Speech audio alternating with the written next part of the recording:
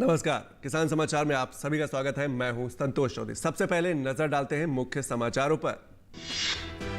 वाणिज्य और उद्योग मंत्रालय ने अतिरिक्त 2.5 लाख टन उड़द दाल के आयात की समय सीमा इस साल 30 अप्रैल तक बढ़ाई। विदेश व्यापार महानिदेशालय ने जारी किया नोटिस।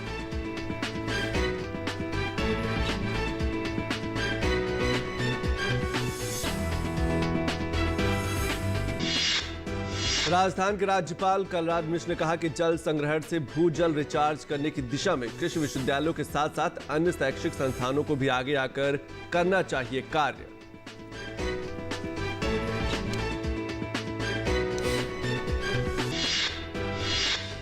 झारखंड की नवगठित हेमंत सोरेन सरकार ने वित्त वर्ष 2020-21 के लिए पेश अपने पहले बजट में राज्य में किसानों के 50,000 रुपए तक के कर्ज माफ करने और स्नातक एवं परास्नातक बेरोजगार युवाओं को वार्षिक सहायता देने की घोषणा की।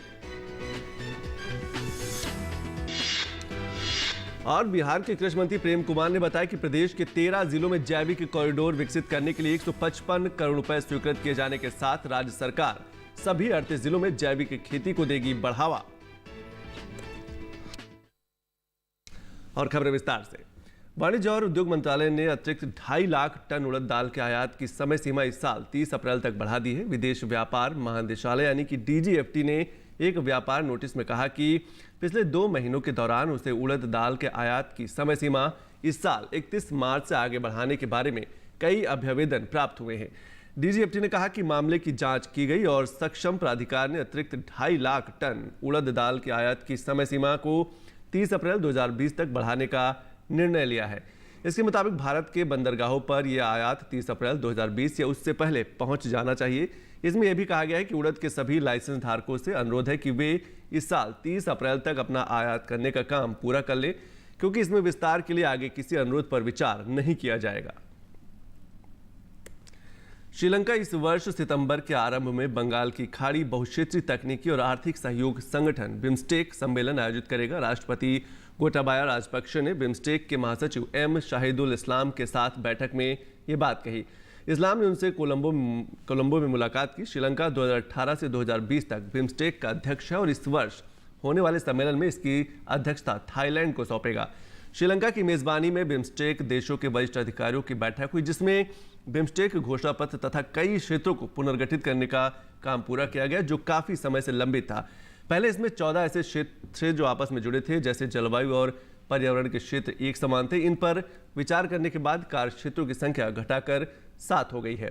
क्षेत्रों का पुनर्गठन के बाद श्रीलंका विज्ञान, प्रौद्योगिकी और नवाचार के लिए अग्रणी देश होगा। भारत सुरक्षा संबंधी क्षेत्र, बांग्लादेश व्यापार और निवेश, भूटान पर्यावरण और जलवायु, म्यांमार कृषि एवं खाद्य सुरक्षा, नेपाल सदस्य देशों के लोगों के बीच संपर्क और थाईलैंड आपसी संपर्क के क्षेत्र में अग्रणी भूमिका निभाएगा। बिम्स्टेक महासचिव शाहिदुल इस्लाम ने अधिक व्यापक सहयोग के लिए क्षेत्र विशेष संबंधी बैठकों की आवश्यकता पर बल दिया है और सभी देशों से समर्थन का आह्वान किया है। साथ ही उन्होंने बिम्स्टेक मुक्त व्यापार क्षेत्र पर बातचीत करने पर भी बल दिया है। हरियाणा के मुख्यमंत्री मनोहर लाल खट्टर ने कहा है कि गन्नौर स्थित भारत अंतर्राष्ट्रीय बागवानी बाजार में फल एवं सब्जी टर्मिनल इस साल अगस्त तक काम शुरू कर देगा। उन्होंने पत्रकारों को बताया कि इसके तहत 96 मीटर लंबा और 56 मीटर चौड़ा शेड बनाकर तैयार है और इस शेड में 48 दुकानें शुरू की जाएंगी। खट्टर ने कहा कि इस मंडी क्षेत्र से पूरे प्रदेश में रोजगार के नए अवसर पैदा होंगे। उन्होंने ये भी कहा कि व्यापारियों के लिए सभी दुकानें, माल लेकर आने वाले और ठहरने की व्यवस्था, पार्किंग की व्यवस्था सहित अन्य जरूरी सुविधाएं मुहैया कराई जाएंगी। इसके साथ साथ उन्होंने कहा कि अप्रैल तक निर्माण कार्य पूरा कर लिया जाएगा। अगले 2 माह में मंडी के लिए नीति तैयार कर आवंटन तथा अनेक अन्य कार्य पूरे कर लिए जाएंगे और अगस्त में कारोबार शुरू हो जाएगा। और सरकार ने बताया कि कृषि मंत्रालय के तहत भारतीय रेलवे के प्रतिनिधियों सहित एक समिति का गठन किया गया है, जो किसान रेल की रूपरेखा तैयार करेगा। रेल मंत्रालय ने लोकसभा को बताया कि किसान रेल की रूपरेखा तैयार करने के लिए कृषि एवं किसान कल्याण मंत्रालय के तत्वाधान में एक समिति का गठन किया गया है, जिसमें रेल मंत्रालय के प्रतिनिधियों को भी शामिल किया गया है।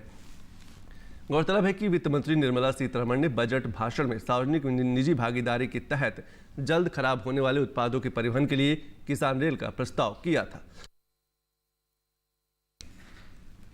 और अंतर्राष्ट्रीय महिला दिवस के मौके पर पर्यावरण संरक्षण का संदेश देते हुए मानव संसाधन विकास मंत्रालय की ओर से नई दिल्ली में पौधारोपण का आयोजन किया गया। इस मौके पर मानव संसाधन विकास मंत्री रमेश पोखरियाल निशंक ने गौरा देवी और सावित्रीबाई फूले जैसी देश की महान महिलाओं के नाम पर पौधारोपण किया। उन्होंने कहा कि पूरी दुनिया इन महिलाओं से प्रेरणा लेगी।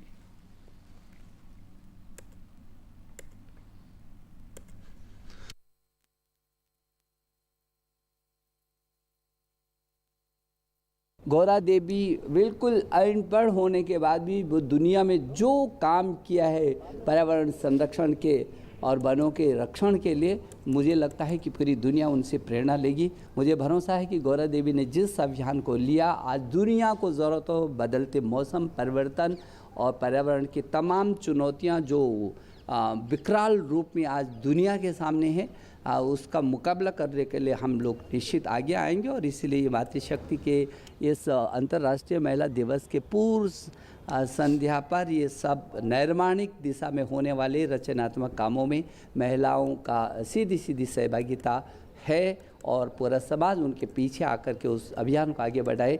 इसीलिए आज हमने वृक्षारोपण का ये कार्यक्रम आज किया है। और इंडिया एनर्जी एक्सचेंज में फरवरी में बिजली का औसत हाजिर मूल्य 6% घटकर 2.91 रुपये प्रति यूनिट रहा। आधिकारिक आंकड़ों के अनुसार फरवरी 2019 में औसत मूल्य 3.08 रुपये प्रति यूनिट था। इंडियन एनर्जी एक्सचेंज ने बुधवार को एक बयान में कहा कि एक दिन बाद की आपूर्ति के लिए औसत बाजार समाशोधन मूल्य 2.91 रुपये प्रति यूनिट रहा। ये फरवरी 2019 में 3.08 रुपये यूनिट मूल्य के मुकाबले 6% कम है। इससे बाजार प्रतिभागियों को उल्लेखनीय बचत हुई है। और नीति आयोग की जनवरी की पिछड़े जिलों की रैंकिंग में शिक्षा और पोषण जैसे मानदंडों पर बेहतर प्रदर्शन करने के आधार पर अरुणाचल प्रदेश का नामसाई जिला शीर्ष पर है। आयोग की डेल्टा रैंकिंग के लिए 112 पिछड़े जिलों में विकास के 6 क्षेत्रों में हुई प्रगति को आधार बनाया गया है। नीति आयोग ने ट्विटर पर लिखा है कि लातेहार, झारखंड और धौलपुर राजस्थान का जो धौलपुर है क्रमशः दूसरे और तीसरे स्थान पर है। सूची में असम का बारपेटा चौथे तथा मिजोरम का मामित 5वें स्थान पर है।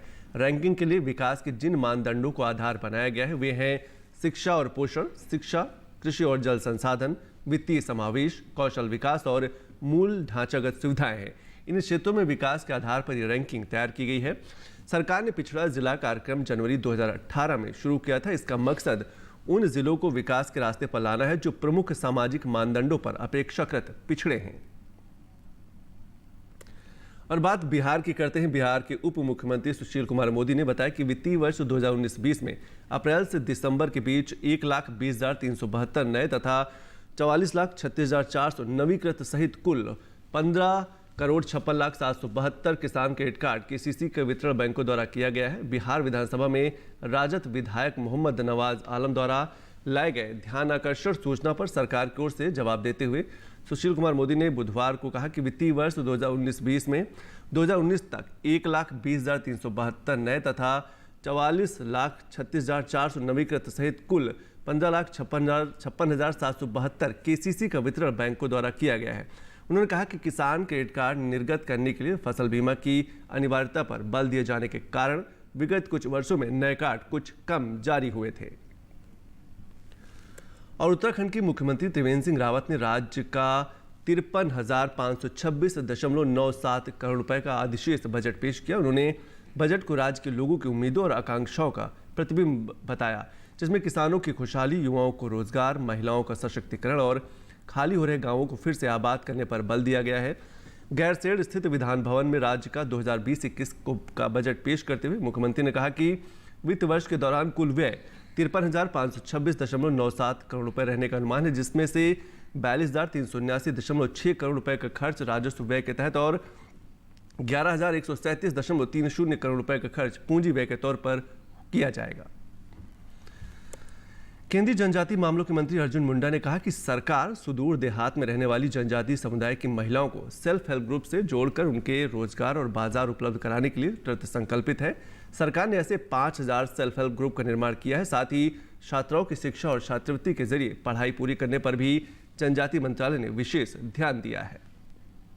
लगातार जहां शिक्षा में विशेष तौर से चाहे वो प्री मैट्रिक हो, पोस्ट मैट्रिक हो, हायर एजुकेशन हो, शोध के कार्य हो, उसमें महिलाओं को विशेष तौर से ध्यान रखते हुए उसे प्रोत्साहित किया जा रहा है और राशि उपलब्ध कराया जा रहा है।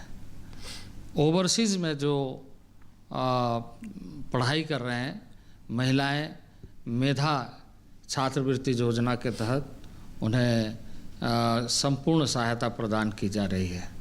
वहीं स्वावलंबन के दृष्टि से बंधन योजना के माध्यम से और अधिक कैसे कौशल विकास हो, लगभग 5000 से अधिक ऐसे सेल्फ हेल्प ग्रुप को चयन किया गया है जिसे कौशल विकास के साथ जोड़कर महिलाओं को विशेष तौर से रोजगार उन्मुखी बनाया जाए। और नवीन एवं अक्षय ऊर्जा मंत्री आर.के. सिंह ने कहा कि सौर ऊर्जा परियोजनाओं के डेवलपर्स को चीन से उपकरणों का आयात करने का कोई दबाव नहीं है जो नए कोरोना वायरस प्रकोप से प्रभावित है। मंत्री एक सवाल का जवाब दे रहे थे कि क्या चीन में कोरोना वायरस का प्रकोप होने से स्वच्छ ऊर्जा क्षमता बढ़ाने की भारत की क्षमता पर प्रतिकूल प्रभाव हो रहा है। सिंह ने राज्यसभा को एक प्रश्न के लिखित उत्तर में कहा कि सौर उद्योग चीन से सौर बैटरियों, मॉड्यूल और अन्य उपकरणों को आयात करने के लिए बाध्य नहीं है। वे अपनी आवश्यकताओं को घरेलू बाजार या वैकल्पिक स्रोतों से पूरा करने के लिए स्वतंत्र है। राष्ट्रीय कृषि और ग्रामीण विकास बैंक नाबार्ड ने ग्रामीण बैंकिंग प्रणाली में चालू वित्त वर्ष के दौरान 1,46,000 करोड़ रुपए का निवेश किया है। एक बयान में नाबार्ड ने कहा कि ग्रामीण सहकारी बैंकों का 66,397 करोड़ रुपए छोटी अवधि और 6,704 करोड़ रुपए लंबी अवधि के कर्ज के लिए दिए गए हैं। वहीं क्षेत्रीय ग्रामीण बैंकों की छोटी अवधि के कर्ज के मद में 14,141 करोड़ रुपए मिले हैं। उन्हें लंबी अवधि के कर्ज के लिए 8,417 करोड़ रुपए दिए गए हैं। इसके अतिरिक्त लघु वित्त बैंकों सहित अन्य बैंकों को लंबी अवधि की पुनर्वित्तीय सेवाओं के लिए 37,895 करोड़ रुपए मिले हैं। लंबी अवधि की पुनर्वित्त सुविधा का उद्देश्य दुग्ध, पशुपालन, मछली पालन, कृषि, मशीनरी, सिंचाई और गैर कृषि क्षेत्रों सहित अन्य क्षेत्रों की मदद करना है, जबकि छोटी अवधि की ऐसी सुविधा उत्पादन संबंधी ऋण के लिए जरूरी भी है। और 8 मार्च को महिला दिवस है, इसीलिए सरकार महिलाओं को सशक्त करने के लिए देश भर में कई कार्यक्रम कर रही है और ऐसी महिलाओं से संवाद करे जिन्होंने समाज, पर्यावरण और कृषि क्षेत्र से जुड़ी महिलाओं को आगे बढ़ाने में योगदान दिया है। महिलाओं की शिक्षा और सुरक्षा के साथ ही जरूरी है कि महिलाओं को प्रशिक्षण भी मिलता रहे ताकि महिलाएं आर्थिक रूप से सशक्त हो सके। महिलाओं की शिक्षा, सुरक्षा और रोजगार पर बात की ग्रामीण अंचल में महिलाओं के बीच काम करने वाली सामाजिक कार्यकर्ता सरोज कटियार ने।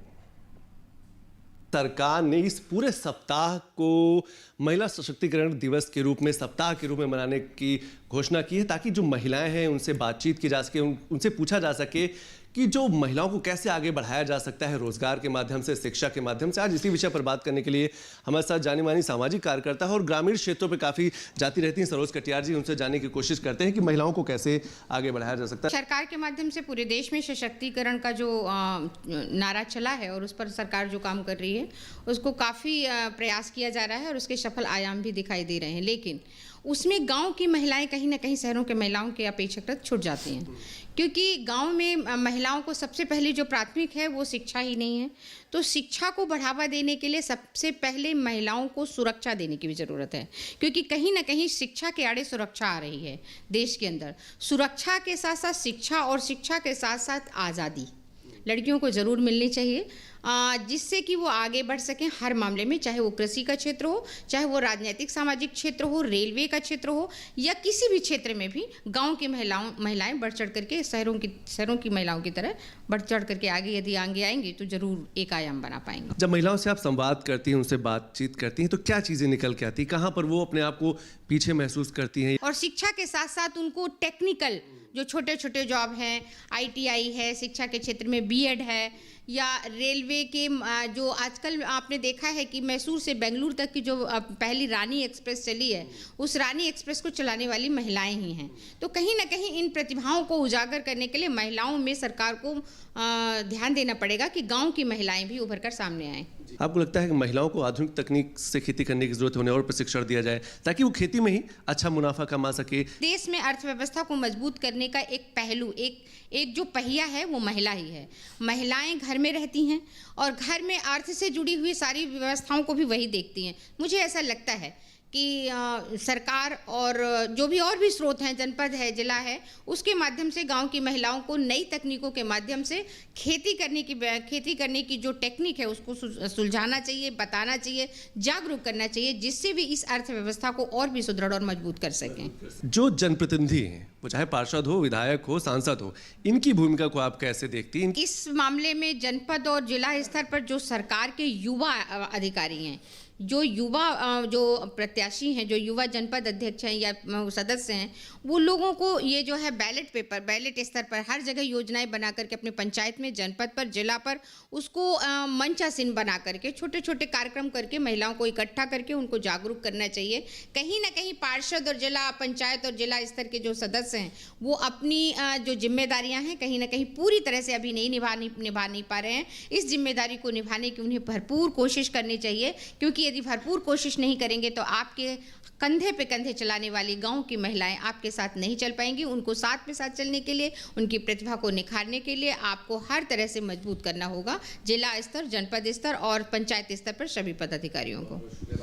तो महिलाओं को अगर आगे बढ़ाना है, उन्हें सशक्त करना है, तो ये ज़रूरी है कि उनके हाथों में रोजगार हो, हुनरमंद बने, आर्थिक रूप से संपन्न हो। अगर वो आर्थिक रूप से संपन्न हो जाएंगी तो स्वाभाविक है कि वो सशक्त भी होंगी और उनके फैसले परिवार में, समाज में सुने भी जाएंगे।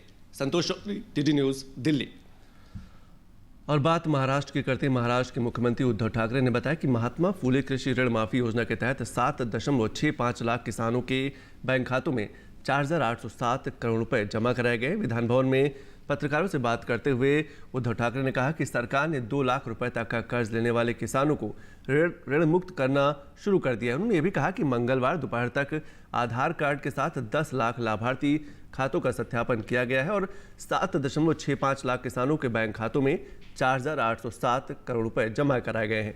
मुख्यमंत्री ने कहा कि कर्ज माफी योजना को लागू करने के लिए बनाए गए एक विशेष पोर्टल पर 35.8 लाख किसानों के खातों का विवरण अपलोड किया गया है।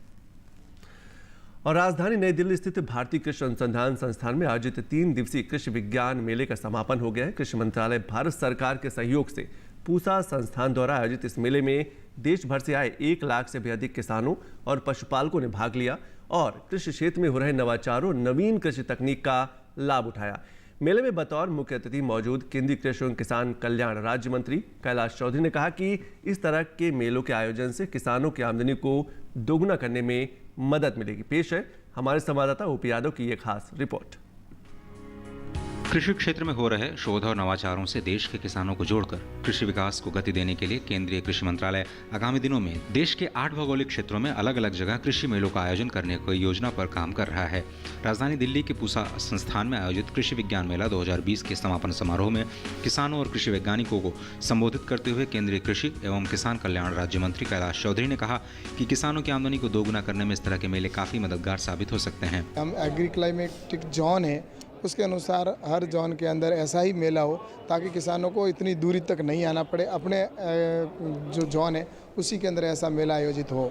तो इसका भी हम बहुत जल्दी आयोजन करने वाले हैं और हमारे सारे मंत्री भी वहाँ पर हम सब पहुँचेंगे, वहाँ पर कृषि विभाग के, और वहाँ रहकर किसानों के साथ में रूबरू भी होंगे।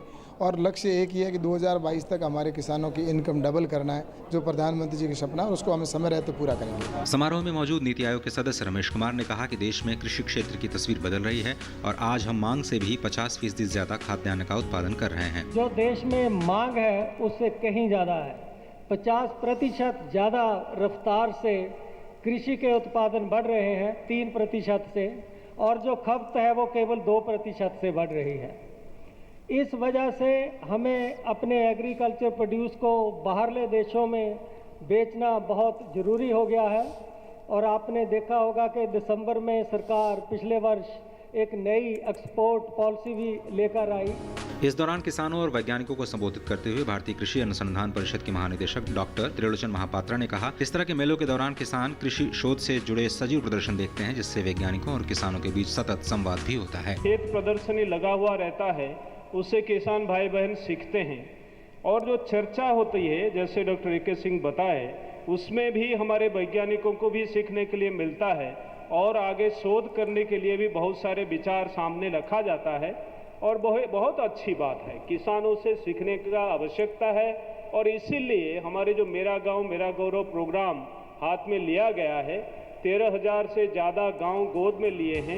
मेले के दौरान कुछ खास किसानों को सम्मानित भी किया गया। पुरस्कार प्राप्त करने वाले किसानों में जम्मू कश्मीर के डोडा जिले के किसान भारत भूषण को लैवेंडर की खेती के लिए पुरस्कार दिया गया और आंध्र प्रदेश के पश्चिम गोदावरी जिले के गाड़ी सतीश बाबू को जैविक खेती में परंपरागत तकनीक अपनाकर लाभ प्राप्त करने के लिए IARI फेलो फार्मर अवार्ड से सम्मानित किया गया।